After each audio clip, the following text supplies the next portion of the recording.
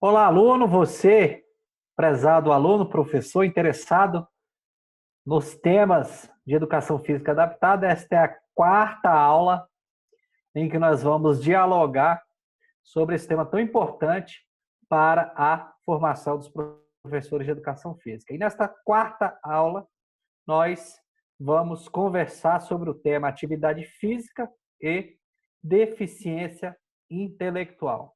Considerações e delineamentos específicos acerca deste contexto, ok? Então, a cada aula nós vamos dialogar sobre os diferentes temas, cujo objetivo é trazer recortes para que você amplie a sua visão sobre esse tema tão importante, presente na nossa área da educação física.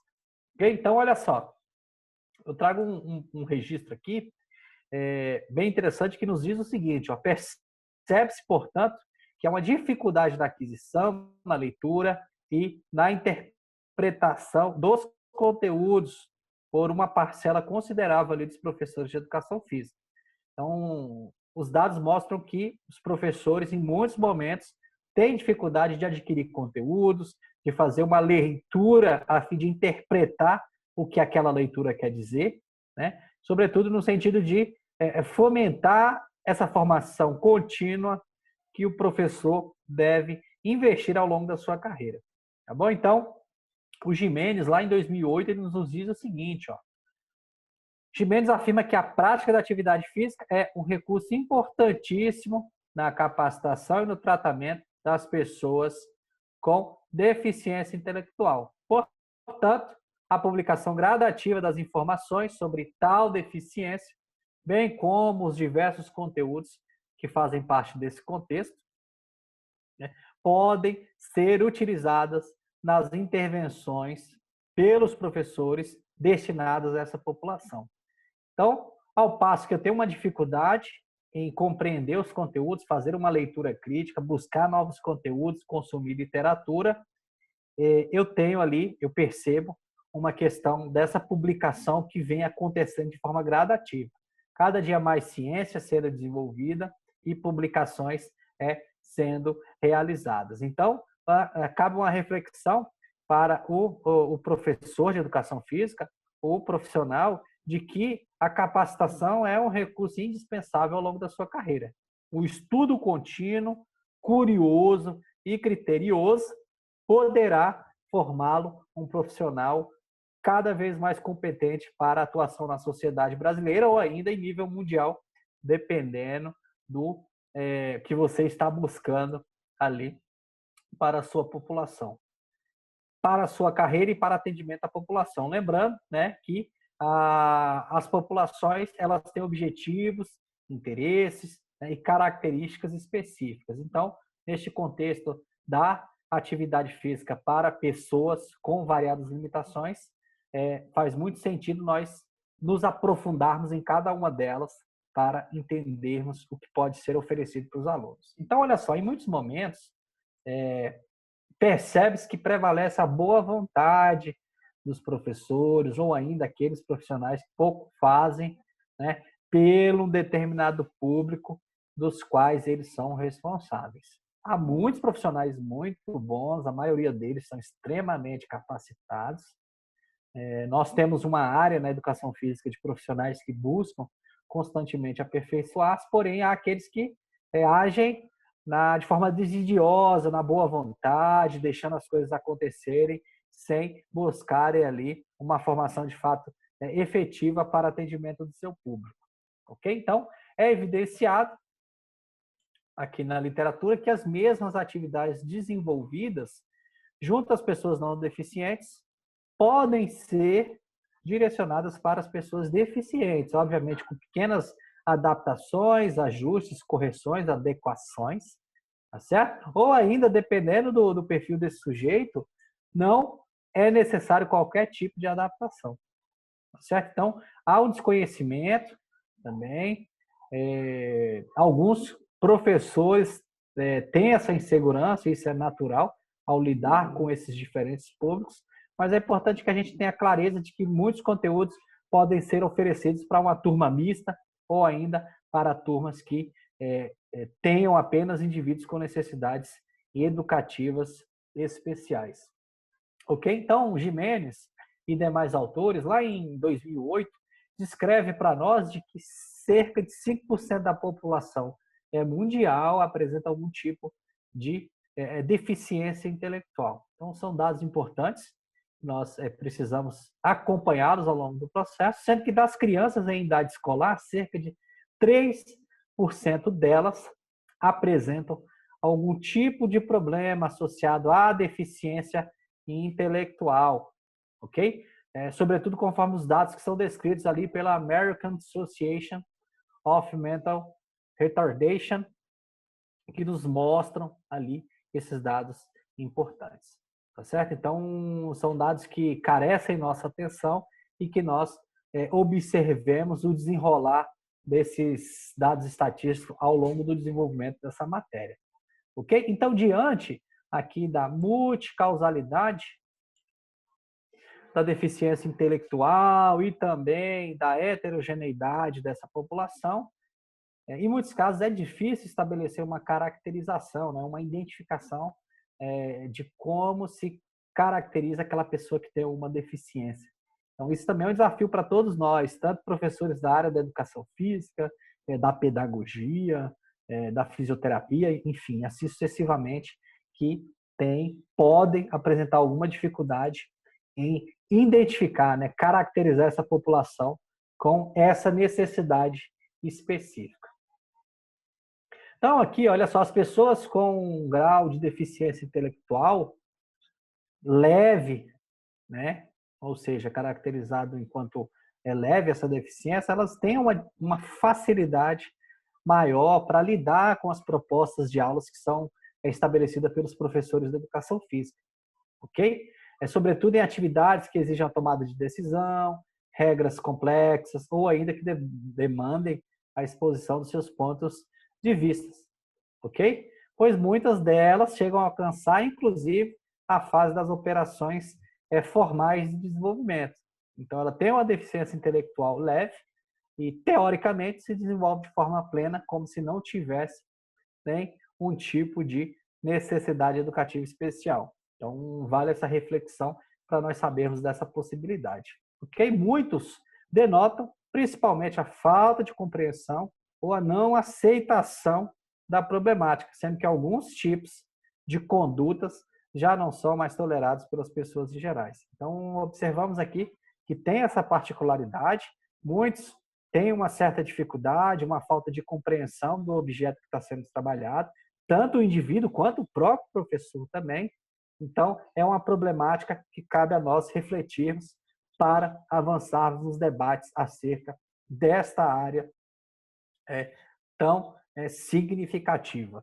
Ok? Então, olha só, nós precisamos compreender como se constitui essa necessidade ou alguma enfermidade que o indivíduo tenha, para que nós saibamos como lidar, evitando um certo confronto com esse indivíduo, mas conduzindo as práticas didático-pedagógicas de maneira assertiva, no sentido de levar em consideração os aspectos daquele público, as necessidades, né, as potencialidades, assim como nós comentamos, e os conteúdos que podem fazer sentido, né, gerar significado para aquele público específico. Então, lidar, né? Lidar acaba sendo uma palavra que vai nos gerar esse desafio enquanto professores da área da educação física adaptada para compreender esse indivíduo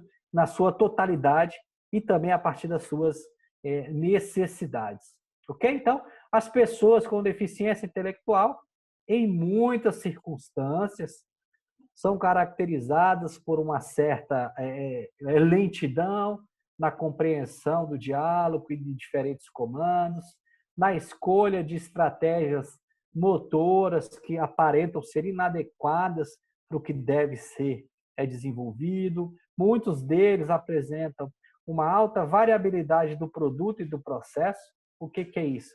Ele desenvolve uma atividade, entretanto, o resultado dessa atividade apresenta um resultado diferente se nós compararmos com as pessoas que não têm nenhuma limitação. Ok? E muitos deles apresentam aqui um atraso no alcance ali da sua sequência de desenvolvimento motor, cognitivo, afetivo, né? Sobretudo se nós levarmos em consideração as fases e os estágios de desenvolvimento, inclusive defendidos pelo professor David Gallagher, que apresenta uma literatura importantíssima dessa área, que acaba sendo afetada ali pela esse desenvolvimento inadequado gerado por meio desse indivíduo com essa alimentação. Tá? Sobretudo se nós compararmos, eu até coloquei aqui entre parênteses, aqui, né? Esses indivíduos ditos normais. Então, fica claro ali essa diferenciação e essas evidências apresentadas em cada um deles. Então, sendo que essas características são apontadas por grande parte dos pesquisadores da área da educação física adaptada. Essas características que eu citei aqui, né? Lentidão, estratégias motoras inadequadas, variabilidade na realização dos diversos processos motores, atrasos e além de outras características que eu não vou mencionar aqui, mas que fazem parte desse contexto desse indivíduo com essa necessidade educativa especial. Ok? Então, olha só, o conhecimento sobre a estrutura dos tecidos nervosos, dos tecidos musculares, a questão circulatória, composição óssea, deve ser considerado pelo professor no momento do planejamento e implementação da sua prática, né, educativa para esse indivíduo. Então, quanto mais eu conheço, né, a composição corporal desse sujeito, teoricamente, eu poderei fazer uma intervenção que, de fato, abarque ali as suas necessidades. Tá? Sistema nervoso, muscular, circulatório, essa composição óssea, tentando, né, entender o indivíduo na sua complexidade, na sua integralidade, né, trazendo esses apontamentos que eu tanto venho comentando nessas videoaulas. Então, Jimenez nos diz a seguinte questão. Ó. Jimenez, 2008, relata que os problemas motores apresentados por esses indivíduos decorrem tanto de fatores de ordem maturacional quanto da própria carência de experiências, ou seja, a maturação, né, pode ser que o processo de desenvolvimento das fases e dos estágios que aquele indivíduo percorre ao longo da sua vida não obteve a maturação necessária, a devida maturação para a sua idade específica, para a sua composição corporal também específica. Então, a maturação acaba sendo um fator importante nesse contexto. Temos também a carência das experiências, que acabam sendo, de fato, algo totalmente importante dentro desse cenário, né? Então, nós percebemos que a carência de experiências, ela, de fato, impacta significativa no desenvolvimento de habilidades, competências motoras, questões afetivas e cognitivas. Então, se o indivíduo tem uma limitação, provavelmente, né, ele poderá, né, ter dificuldade em vivenciar experiências e, assim, né, tendo esse desenvolvimento comprometido plenamente. Então, logo, os fatores maturacionais correspondem à própria condição estrutural do indivíduo, bem como as mudanças nessas estruturas ao longo do tempo. Então, o indivíduo apresenta uma série de considerações, de apontamentos específicos e que podem ser desenvolvidos, ou seja, suas estruturas desenvolvidas ao longo ali do tempo, conforme ele vai sendo estimulado. Então, fica aqui essa consideração interessante para que nós possamos refletir sobre esses apontamentos. Então, olha só, as pesquisas descrevem que se as pessoas com deficiência intelectual apresentam problemas associados ao sistema nervoso central, espera-se que grande parte das suas dificuldades tenha a ver com suas capacidades motoras. Então, se ele tem problema no sistema nervoso central, pode ser que a sua capacidade motora seja, de fato, literalmente comprometida, sobretudo nesses achados das pesquisas que são colocadas aqui para nós. Tá certo? Então, esses problemas acabam sendo problemas graves que dificultam ali as suas capacidades que podem ser inatas para o indivíduo que não tem qualquer limitação, em comparação a esses que possuem limitações que acabam comprometendo plenamente o seu desenvolvimento e a sua qualidade de vida. Um ponto interessante que eu chamo a atenção aqui, os professores de educação física, os professores da educação física adaptada. Então, um programa de atividades físicas, programas esportivos, enfim, um programa que impactará essas pessoas, deve oferecer certa prioridade com relação às capacidades que esses indivíduos podem apresentar, tá certo? Então, é algo que nós devemos observar.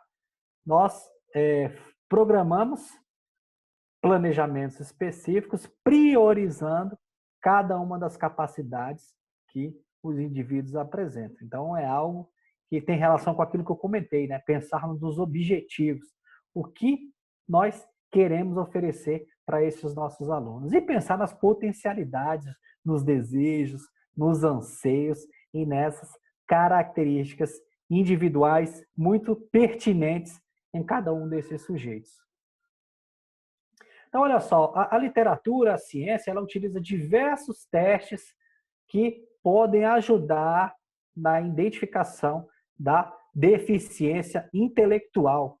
Então, eu trago aqui um quadro da professora Gonçalves, de 2002, que nos mostra uma série de testes que são usados para a identificação e a classificação de tais deficiências. Obviamente, nós não vamos entrar no detalhamento desses testes, sobretudo por essa questão clínica, da variabilidade de como esses testes podem ser apresentados, mas eu trago esses apontamentos para que você entenda, tenha clareza mínima desses conteúdos, como eles podem ser ofertados para esses alunos, né? Então, diversas instituições, universidades, cientistas criaram esses testes ali das suas deficiências, particularidades, a fim de identificá-las de forma precisa e promover uma descrição coerente daquele sujeito. Outro ponto interessante é que muitos profissionais da educação física abandonam o problema quando negligenciam a existência do aluno diferente numa sala de aula. Então, olha que apontamento interessante, né? Os professores abandonam um problema justamente quando ele negligencia. Então, ele não leva em consideração essa particularidade do aluno, ele deixa de perceber essa individualidade que precisa ser objeto do planejamento. Então, ele faz com que esse aluno, de certa forma, não seja incluído na sua aula de educação física, que deveria ser adaptada para essa caracterização, tá certo? Então, muitos profissionais, por falta de formação, muitos profissionais também, por falta de interesse ou ainda de capacitação continuada, acabam negligenciando nesse aspecto, deixando de fora pessoas que talvez precisam ali do seu acompanhamento, da sua intervenção para terem melhores condições de vida, tá bom?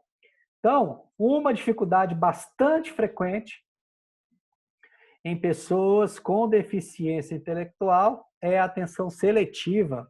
Então, essa dificuldade seria identificada por problemas para prestar atenção aos estímulos mais relevantes no ambiente, ou ainda pelo próprio corpo, ou também para execução de uma determinada ação. Então, os dados mostram, né, a literatura, os artigos, de que essa atenção seletiva é algo que impacta a vivência desses alunos. Então, eles acabam ficando despercebidos ali, deixam de prestar atenção em um determinado ponto que é interessante, não atentando-se plenamente às orientações, aos comandos, o que ocorre ali na sala de aula, ou ainda na região da qual ali eles fazem parte dentro de um processo de ensino didático pedagógico ou não também, né, no seu dia a dia enquanto indivíduo e sociedade. Então, essa é uma dificuldade bastante frequente nas leituras que eu faço e que eu fiz. Eu percebi esse apontamento como sendo algo que deve nos acender um alerta para que nós percebamos essa variabilidade no momento de lidar com esse sujeito. Tá bom? Outra questão aqui é que nós podemos dialogar com esse sujeito para identificá-lo, para incluí-lo, para fazer testes durante a prática da atividade física adaptada ou ainda esportiva, é dialogar com esses alunos, né? Então, pensando na seguinte questão, o professor de educação física deve projetar atividades que estimulem os diversos sentidos desse indivíduo. Então, essa questão dessa variação acaba sendo algo sensacional e um diferencial importante para esse sujeito. Então, por exemplo, eu posso muito bem estimular o tempo de reação simples desse sujeito, falando para ele o seguinte, ó, quando eu disser já, você vai e corre. Né? Dependendo de uma atividade, por exemplo, em que eu simulo uma corrida de atletismo ou ali uma brincadeira de pique-pega, por exemplo. Né? Então, tentar testar esse tempo de reação simples. Eu posso também pensar nessa questão do tempo de reação de escolha. Então, eu falo para o indivíduo a seguinte questão, se eu levantar a bola verde, você corre. Se eu levantar a bola rosa, você senta. Então, acaba sendo uma forma de estimular e interagir, né, a partir desses sentidos do indivíduo. Outra questão interessante é avaliarmos essa questão do time coincidente, que diz o seguinte: você chuta a bola e também tenta tocar no meu braço ou tocar no braço do seu colega. Você chuta a bola, corre e toca no ombro do amigo. Então, essa é uma possibilidade de avaliar, perceber, né, interagir e estimular essa questão do time coincidente. Outra questão que é fundamental nesse contexto da educação física e da educação física adaptada é a questão do ritmo, né? Então, eu vou perceber a seguinte questão: quicar uma bola e rebater um taco de madeira ao mesmo tempo. Então, eu quico com a bola, né, com a mão, e com a outra eu pego o taco e consigo rebater esse objeto, buscando essa questão do ritmo. E ainda outras questões que podem ser estimuladas, né? O ritmo, o próprio equilíbrio, que acaba sendo interessantíssimo para esse indivíduo, bem como outras variações de possibilidades que vão ajudar aquele indivíduo vivenciar o seu contexto de forma dinâmica, de forma contextualizada e de forma ali a atender os seus diversos sentidos no desenvolvimento das aulas de educação física adaptada. Então, algo que eu preciso prestar atenção também é essa questão da própria agilidade. Então, eu trabalhei o equilíbrio, trabalhei esses diversos sentidos, vou pensar na agilidade, observando de fato aquele indivíduo de forma individual, ok? Então, por exemplo, eu estimulo o indivíduo a correr, ele pode correr em diferentes velocidades, em diferentes direções, indo e voltando, né? Saltando, né? Saltando diferentes obstáculos, né? Simulando diferentes contextos para que ele consiga elevar-se a partir dos diferentes desafios, saltar um objeto, uma corda, uma bola, um espaço físico, um objeto disponível na grama, uma pedra, obviamente pensando ali em estímulos que possam fazê-lo desenvolver-se sem necessariamente correr qualquer tipo de perigo, né? E outra questão também, sentar-se, né? Sentar, levantar, rolar, rastejar e assim sucessivamente. Pensando, tá, professor, nesse conteúdo, enquanto conteúdos que vão desenvolver habilidades locomotoras específicas naquele sujeito. Então, agilidade, equilíbrio, correr, saltar, sentar, enfim, o professor ele tem essa possibilidade de dinamismo para oferecer esses conteúdos ali para os seus alunos. Em formato de desafio, pensando em desafios que de fato sejam atrativos e que sejam de fácil realização para os indivíduos que apresentam aí essas diferenças individuais, tá bom? Eu vou pensar também nessa questão do controle de força, ok? Para que nós possamos estimular ali os diferentes membros e segmentos do corpo humano. Então, os membros superiores, os membros inferiores. Então, eu posso muito bem pedir para que o indivíduo levante uma bola um pouco mais pesada, por exemplo, com uma mão. Então, na mão esquerda ele levanta ali a bola de futebol e na mão direita ele levanta ali a bola de tênis ou de tênis de mesa, né, para que ele sinta essa diferença do controle de força, essa localização visoespacial e assim sucessivamente. Promova essa alternância também, né, ao passo que em uma mão ele segurou uma bola mais pesada, ele troca essa bola